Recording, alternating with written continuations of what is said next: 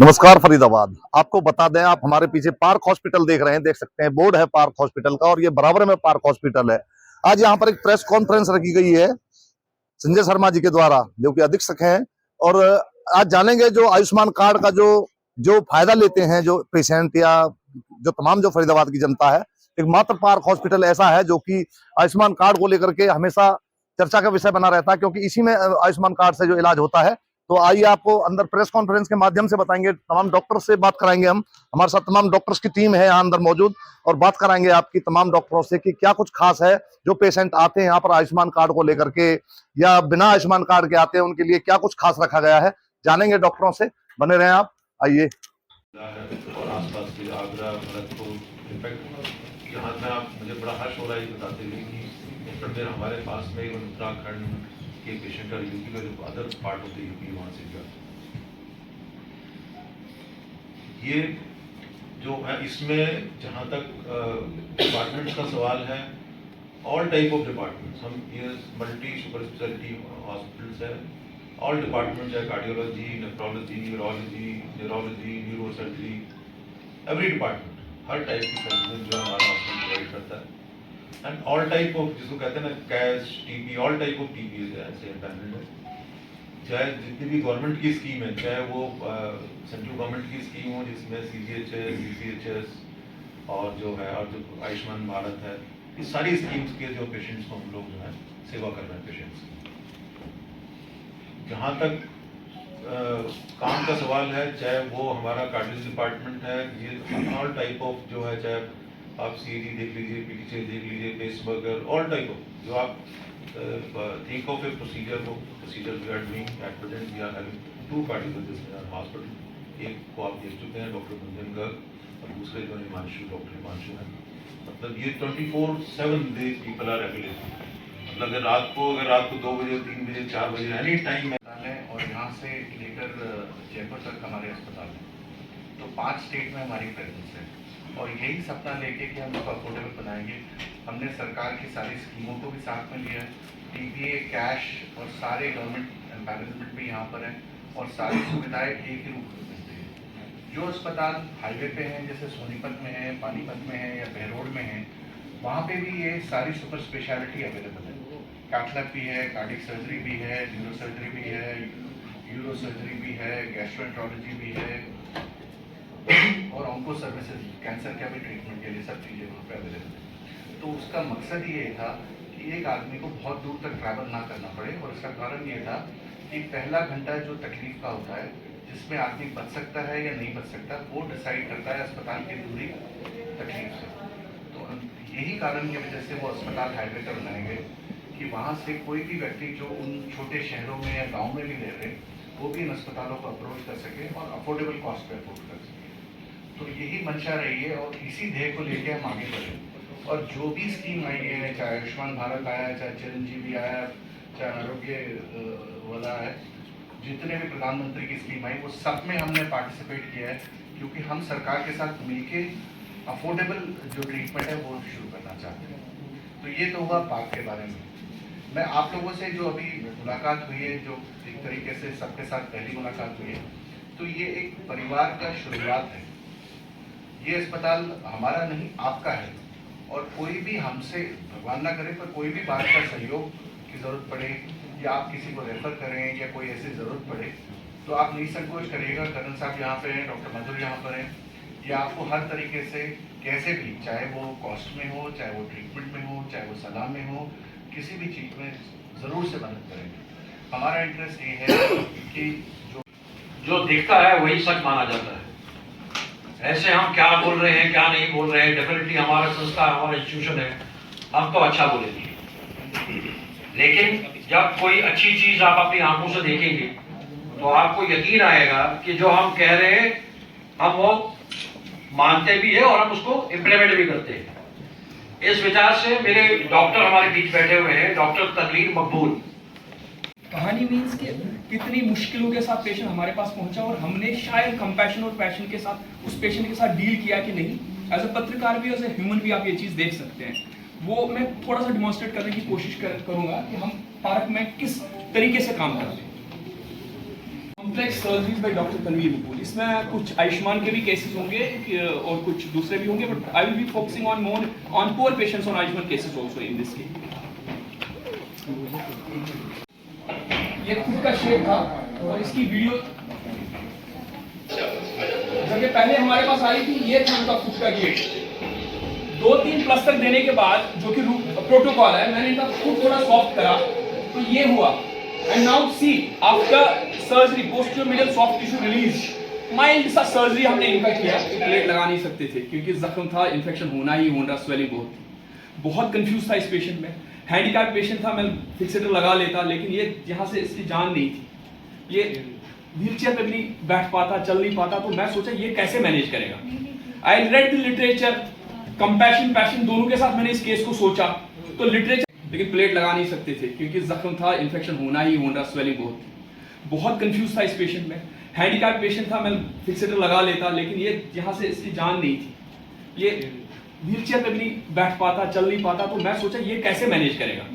I read the literature, compassion passion दोनों के साथ मैंने इस केस को सोचा। तो लिटरेचर में लिखा है कि अगर इस पेशेंट को हम रियरली, हम कुछ पेशेंट्स को जो बच्चों में हम तारे डालते हैं उसको हम टेंस नेल बोलते हैं, कभी कभी ओकेजनली डाल सकते हैं, लेकिन शर्त यह है कि हम फ्रैक्चर को रिड्यूस करने चाहिए। तो हमने फिक्सेटर भी रखा, हमने ये तारे भी रखी। मैंने अपने इम्प्लांट वाले से पूछा कि आपके पास सबसे मोटा तार कौन सा है, वो बोले 4 mm से ज्यादा नहीं है। तो हमने सोचा let us give it a try, occasionally कर सकते हैं, अगर हम रिड्यूस करने में कामयाब हुए वी विल डू इट। और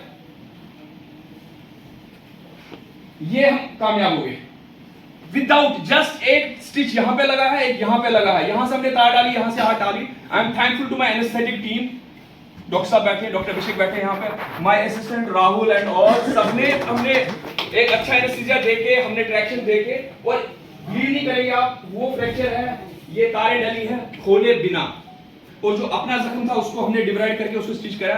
and this patient is absolutely using his limb, और बहुत खुश है। इनका वीडियो मैं चलाऊंगा नहीं, इतना टाइम नहीं है, लेकिन अगर आप देखना चाहते हैं पार ग्रुप पे ये वीडियो है, ये पूरा बता रहे हैं अपनी कहानी। तो अभी मैं चलाऊंगा नहीं, टाइम हमारे पास कम है, but you can check it on our website. हाँ सर, नहीं तार सब 6 महीने बाद या साल के बाद निकालेंगे, जब हड्डी जुड़ेगी, वो जस्ट हम यहाँ से डाल देते हैं, जब हड्डी जुड़ जाएगी तब निकालेंगे, लेकिन खोलना नहीं पड़ा, इसलिए मैं कॉन्फिडेंट हूँ।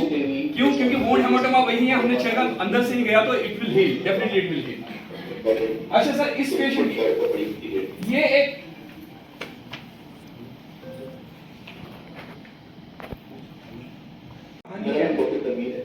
ये सर 1.5 महीने से बेड रिडन थी, फ्रैक्चर यहाँ का था, अभी पलक से आए थे हमारे पास पेशेंट, घर वालों ने छोड़ दिया था, लेकिन किसी ने बोला पार्क में कोई डॉक्टर करता है ये केसेस, आप लेके चलो।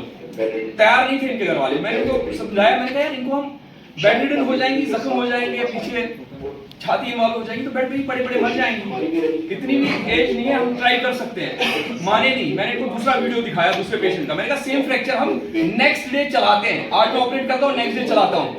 सम हम कन्विंस हो गए, और आप बिलीव नहीं करोगे, जब हमारी नीयत अच्छी होती है, पैशन होता है, कंपैशन होता है, मैंने इनको समझाया था इनकी हड्डी तोड़नी पड़ेगी, फिर जोड़नी पड़ेगी, क्योंकि कॉम्प्लिकेटेड केस हुआ, 1.5 महीना पुराना है, लेकिन again with good anaesthesia, good team, हमने ट्रैक्शन दिया, रिड्यूस हुआ फ्रैक्चर, जो नॉर्मल हम करते हैं वही प्रोसीजर करना पड़ा। And I was surprised with her will power. Next day हमने इनको नॉर्मल पेशेंट की तरह चलाया, और 7 दिन के बाद ये इमरजेंसी ले लेके नीचे ओपीडी तक वॉकर से खुद चल रही है, और अगर हमने इनको छोड़ा होता ये बेड पे पड़े पड़े नहीं बचते। ये 85 इयर्स के हैं, वो 75 इयर्स की हैं। पलवल से लेके यहाँ तक सारे हॉस्पिटल्स में ये घूम के आए थे, नाम लेंगे हॉस्पिटल का, हम नेम नाम नहीं लेना चाहते हॉस्पिटल से। गाड़ी हमारे हॉस्पिटल में भी स्टार्ट की थी एम्बुलेंस की, हम यहाँ भी मना करेंगे, हम चले जाएंगे। सर के साथ बात करी कि ऐसे पेशेंट को हम कोशिश करें लेने की, और 85 इयर्स से कैसे जाएगी अब, लेट्स ट्राई। और ये कहानी बता रहे हैं, नेक्स्ट डे चलाया मैंने इस पेशेंट, संडे को मैंने ऑपरेट किया इस पेशेंट, क्योंकि थोड़ा सा दिक्कत आता है, आयुष्मान का था, नेक्स्ट संडे को ऑपरेट करके, और अभी पूरा फीमर फ्रैक्चर है, डिस्टल फीमर फ्रैक्चर है, कॉम्प्लिकेटेड रोटी, मतलब ये जो थाई बोन का जो होता है, ये पूरा बिखरा पड़ा हुआ है। आदमी कुछ गलती भी हो जाए तो क्षमा करना, बहुत बहुत आभारी हूँ, और साहब का तो मैं चाहे जिंदगी सब पर रहूँगा, प्रभु की तरह से नाम लेता रहूँगा। जय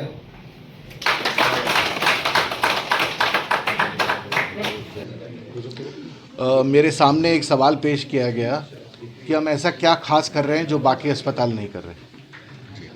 तो मेरा सबमिशन ये है कि हम कोई खास नहीं कर रहे जो बाकी अस्पताल नहीं कर सकते। हम भी वही कर रहे हैं जो बाकी अस्पताल करते हैं, कोई ऐसा खास नहीं कर रहे। सिर्फ हमारे यहाँ पे एक ही फ़र्क है कि शक्ल सूरत से, काले गोरे से, आदमी औरत से, कास्ट से, तकलीफ़ से या अफोर्डेबिलिटी की वजह से हमारे यहाँ पे पेशेंट मना नहीं किया जाता और हमारे यहाँ पे उसको पर्सनलाइज केयर दी जाती है, चाहे वो अफोर्ड कर सके या नहीं कर सके। वही केयर दी जाएगी जो पैसे देने वाले को दी जाती है और वही केयर दी जाएगी जो कम पैसे या ना पैसे देने वाले को दी जाती है। आपके जवाब में बस इतना ही फ़र्क है। आपके जवाब में एक सवाल निकल के आ रहा है भेदभाव को लेकर, जिस तरह से आप कह रहे हैं रंग भेद या पैसे की बात, क्या और बाकी हॉस्पिटल ऐसा करते हैं? नहीं जी, मेरे को ये पता नहीं कि बाकी अस्पताल करते हैं कि नहीं करते, पर मेरे एक्सपीरियंस में पैसे के अभाव में बहुत जगह पे पेशेंट नहीं लिए जाते। सीरियसनेस, क्रिटिकलिटी की वजह से भी बहुत जगह पेशेंट नहीं लिए जाते, तो वो हमारे यहाँ पे ऐसी कोई मनाही नहीं। डॉक्टर साहब, आयुष्मान कार्ड को लेकर भी बहुत सारे पेशेंट को नहीं ले रहे हैं और कई सारे हॉस्पिटल शिकायत आती है। आप बता रहे हैं कि आप आयुष्मान कार्ड लागू करते हैं, कोई भी आए आप मना नहीं कर रहे उनको। नहीं जनाब, सबसे बड़ी बात यह है कि आपको ये पता होना चाहिए कि बहुत सारे अस्पतालों में उन्होंने आयुष्मान चालू ही नहीं किया है बिकॉज़ वो उनको फीसिबल पड़ता नहीं है उस पॉइंट ऑफ व्यू से। हमारे यहाँ पे है, हमारे यहाँ जो फरीदाबाद में अगर बात की जाए तो पहला अस्पताल है जिसमें कि आयुष्मान चालू किया गया। और हम कैसे अफोर्ड कर रहे हैं? हम इकोनॉमी और स्केल से कर रहे हैं। सिंपल बात है, हमारा जो इलाज है सब चीज़ें वो पहले ही अफोर्डेबल पॉइंट ऑफ व्यू से, तो इसलिए। डॉक्टर साहब, अमूमन देखा जाता है कि हॉस्पिटल में जब भी मरीज एडमिट होता है सबसे पहले पूछा जाता है आपका हेल्थ कार्ड है या कितने लिमिट का कार्ड है। एक तरीके से बिजनेस पॉइंट ऑफ व्यू से उसको देखा जाता है ज़्यादातर। नहीं जी, वैसा ये जवाब कर्नल साहब देंगे, पर मैं सिर्फ आपको इसमें इनिशिएट कर देता हूँ। ये पूछना ज़रूरी है। उसका कारण ये है कि अगर उनको निःशुल्क सेवा दी जा सकती है तो उस कार्ड का बेनिफिट शुरू से ही करना पड़ेगा। आप चीज़ समझिएगा, ऐसा हो कि गलती से वो कार्ड ना देखा गया हो और वो निःशुल्क सेवा ना पा पाए तो ये भी बहुत गलत होगा। तो इसलिए ये चीज़ पूछने में कोई बुराई नहीं है। एम आई राइट कर्नल साहब? हार्ट पेशेंट को लेकर अभी जिक्र किया गया, डॉक्टर साहब बता रहे थे जिस तरह से, क्योंकि सर्दी का सितम भी है और पॉल्यूशन भी है दिल्ली एनसीआर में, किस तरह का बचाव रखना चाहिए और किस तरह की समस्याएं लोगों के सामने हैं, कुछ क्या बता पाएंगे या डॉक्टर? नहीं देखिए जी, मैं तो कार्डियक स्पेशलिस्ट नहीं हूँ, पर मैं कुछ चीज़ें जानता हूँ। मेरे हिसाब से हार्ट की तकलीफ़ें एक तो आपकी फैमिली में है, जेनेटिक होता है, इसका कारण होता है। दूसरी चीज़ें हैं आपका खान पान और आपका लैक ऑफ एक्सरसाइज। पर दो बड़ी चीज़ें जो निकल के आई हैं जो बहुत लोग नहीं देखते और जो शायद आप भी इस बात से ग्रस्त हो गए और आप ध्यान नहीं देते। एक है लैक ऑफ स्लीप, सोने की कमी, सोना मतलब नींद की, और दूसरी चीज़ है स्ट्रेस फैक्टर। ये दो कारण नए ऐसे निकल के आए हैं जिसकी वजह से यंग लोगों में भी हार्ट अटैक हो रहे हैं, जो खान पान का ध्यान रख रहे हैं, रेगुलर एक्सरसाइज कर रहे हैं, फैमिली हिस्ट्री भी नहीं है, पर इतना ज़्यादा कम सो रहे हैं और इतना स्ट्रेस ले रहे हैं, उसकी वजह से भी कार्डियक प्रॉब्लम्स हमारे देश में ज़्यादा हो रही हैं।